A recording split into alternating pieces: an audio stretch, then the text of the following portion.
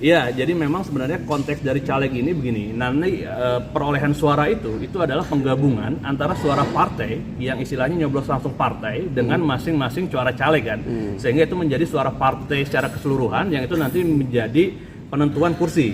Nah, kalau misalnya sekarang ini sudah ada suara partainya, tentu kalau misalnya suara calegnya nanti nambah, tentu suara partai itu akan naik juga. Caleg populer, artis atau segala, karena kan dia medianya media tahu sendiri kan. Oh iya, tentu kalau misalnya dalam konteks itu, caleg-caleg yang ada itu pertama tentu harus populer. Tetapi tidak cukup populer, dia juga harus disukai. Dan disukai ini biasanya memang ada track recordnya dia ya. Jadi jangan hanya misalnya mengandalkan popularitas artis saja, tetapi tidak ada karyanya, itu juga akan menjadi pertanyaan di masyarakat. Sehingga ketika ada karya, itu juga harus disampaikan sehingga bisa meningkatkan tingkat kesukaannya si pemilih-pemilih ini, baru pada akhirnya pemilih-pemilih ini akan tergerak untuk memilih dia. Jadi bagaimana dia populer, bagaimana dia disukai, baru pada akhirnya bagaimana dia dipilih oleh pemilih ini. Jadi kalau misalnya hanya mengandalkan popularitas, itu belum menjadi jaminan untuk orang mau milih. Tetapi orang pilih harus dia kenal dulu. Sehingga emang prinsipnya popularitas itu dinaikkan, track record disampaikan sehingga orang suka, percaya dan sebagainya, sehingga orang mau milih. 3 hal itu. Kan kalau salah memilih capres atau harus capres populer itu dia bisa yakin, tapi kalau tidak bisa itu bagaimana?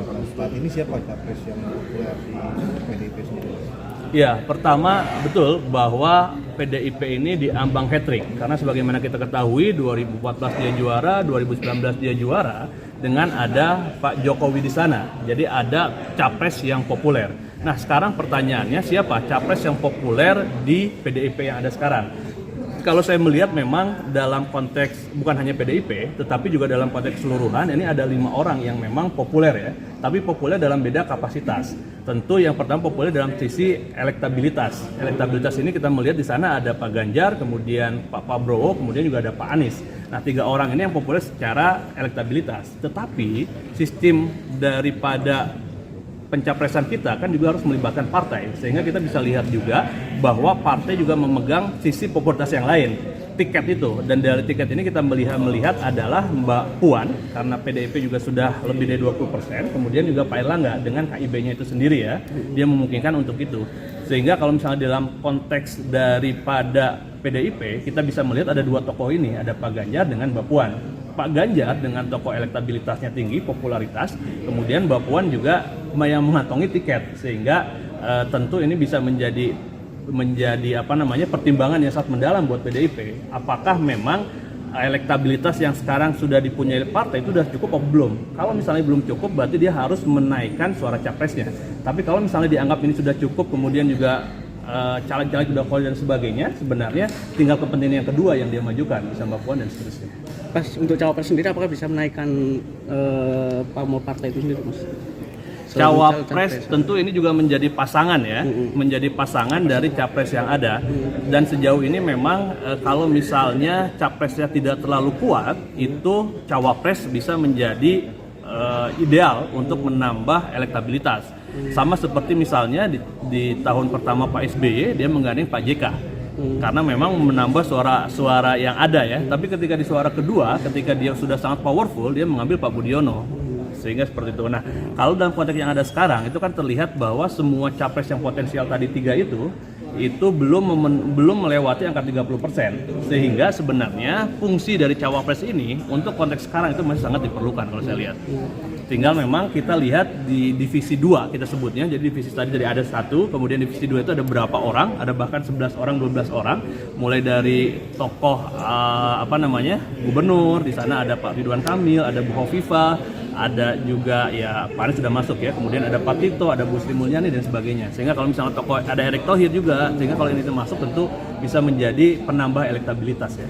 Ya Pak, soal PAN dan P3 tadi, mereka kan bergabung sama KIB. Nah, apakah nanti ketika KIB ini memunculkan satu nama capres itu akan meningkatkan elektabilitas mereka juga?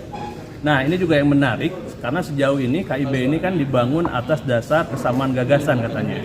Kemudian untuk pengumuman capres kan nunggu bab selanjutnya, dibilang begitu kan. Dan ternyata terlihat dari yang ada sekarang ini bahwa ini kan tentu sebuah pilihan yang harus kita hargain ya. Bahwa misalnya KIB dengan motornya Golkar, dia mendapatkan limpahan ya sekarang masuk partai besar. PAN dan P3 ini memang terlihat masih masuk partai kecil. Apakah ini karena masalah belum pencapresan? Saya yakin mungkin ada efek itu ya, ada efek itu karena memang ketika nanti pencapresan tentu juga image kemudian juga pemberitaan kan juga meluas masif tentang kedua partai ini ya, sehingga itu bisa menambah elektabilitas. Dan sekarang ya mereka belum mengumumkan dan sebagainya, sudah belum bisa berhasil mengangkat suara partai yang ada ini, sehingga masih partai kecil aja. Pak, untuk PSI Pak, Ya, PSI kan lagi kadang-kadang Ganjar gitu. Kira-kira itu diprediksi meningkatkan angka PSI sendiri nggak sih Pak? ya pertama memang ketika identifikasi itu juga harus jelas ya, harus jelas. Apakah memang seorang yang digadang-gadang itu juga merasa itu atau enggak? Sehingga dia menjadi pertanyaan juga ketika kita mendukung A, tetapi juga dari si A-nya sendiri nggak merasa atau bahkan menolak atau bahkan yang lebih luar lagi. Kalaupun misalnya menerima, sejauh apa dia menerimanya? Hanya sekedar ya basa-basi atau memang dia benar-benar menerima? Itu juga menjadi pertanyaan. Karena memang tidak serta-merta ya bahwa pendukung partai ini serta-merta ikut dengan suara atasnya ya, karena mereka juga punya pilihan-pilihan. Kalau misalnya memang sesuai, tentu akan bisa menaikkan. Itu yang pertama. Kemudian yang kedua, image dari orang itu sendiri juga penting.